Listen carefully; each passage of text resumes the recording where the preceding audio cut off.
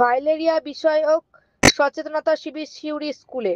সমগ্র ভারতবর্ষ তথা বিশ্বে ফাইলেরিয়া একটি অত্যন্ত বিপজ্জনক রোগ। এটি সারা বিশ্বে বিকলাঙ্গতার দ্বিতীয় বৃহত্তম কারণ। সেই ফাইলেরিয়া রোগকে নির্মূলকরণের উদ্দেশ্যে করিদ্ধা যদুরাই মেমোরিয়াল অ্যান্ড পাবলিক ইনস্টিটিউশনে হলো সচেতনতা শিবির। সিউড়ি 1 নম্বর ব্লক স্বাস্থ্যকর্মীদের সহায়তায় এই সচেতনতা শিবিরে আলোচনা করা হলো কিভাবে এই রোগ ছড়ায় এবং এই রোগ থেকে কিভাবে মুক্তি পাওয়া যায়।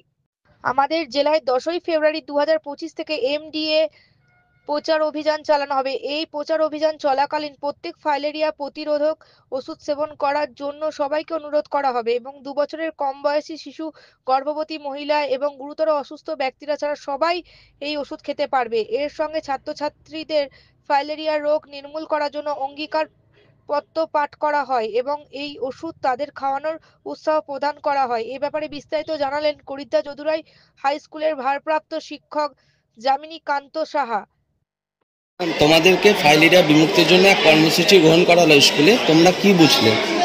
ফাইলেরিয়া রোগ সম্পর্কে বিভিন্ন কথা জানতে পারলাম, কি কি সিমটমস আছে, কি হয় না হয় এই রোগটি হলে, এবং এই রোগ থেকে আমরা কিভাবে মুক্তি পাবো, এবং এই জন্য হেলথ সেন্টার থেকে আমাদের বাড়িতে 10ই ফেব্রুয়ারি থেকে ওষুধ দেওয়া হবে, সেগুলি আমরা নেব। আচ্ছা, তোমরা ওষুধ খাবে তাহলে বাড়িতে যখন এবং স্কুলেও দিলে তোমরা সেই ওষুধ সেবন করবে তো? হ্যাঁ। Thank you.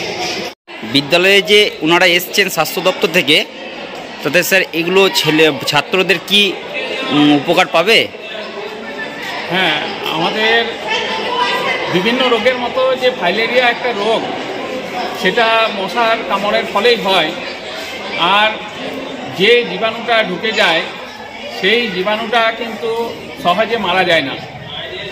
তারপর এই যে সরকার থেকে যে প্রোগ্রামটা করেছে সেটা আমাদের স্কুলে খুব সুন্দরভাবে আলোচনা করা হলো।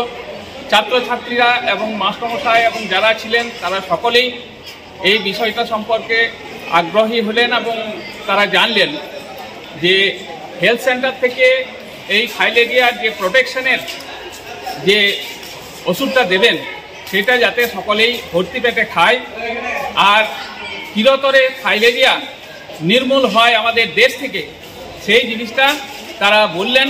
তাদেরকে অশেষ ধন্যবাদ।